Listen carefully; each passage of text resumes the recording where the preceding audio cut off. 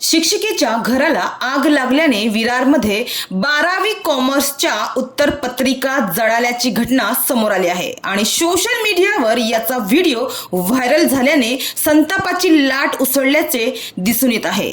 12वी कॉमर्सच्या उत्तरपत्रिका या तपासणीसाठी शिक्षिका घरी घेऊन आली आणि या उत्तरपत्रिका जळाल्याचा व्हिडिओ सध्या वसई विरारमधील सोशल मीडियावर प्रचंड व्हायरल होत आहे। शिक्षिकेच्या या निष्काळजीपणाच्या विरोधात पालक आणि विद्यार्थ्यांमध्ये मात्र प्रचंड संताप आणि नाराजी असल्याचं दिसून येत आहे। मात्र आग लागली तेव्हा शिक्षिका प्रिया या घरी नव्हत्या।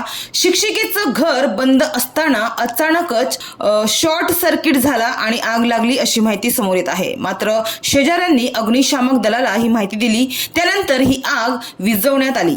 या आगीत कोणतीही जीवितहानी झाली नसली तरी मात्र 12वीच्या विद्यार्थ्यांचे पेपर जळून खाक झाले आहे। मिळालेल्या माहितीनुसार विरार पश्चिमेकडील बोडिंज नानभाट रोड येथील गंगूबाई अपार्टमेंटमध्ये ही घटना घडली। 10 मार्च रोजी हा धक्कादायक प्रकार घडला। या संबंधित अनेक बातम्या प्रसिद्ध झाल्या आहेत।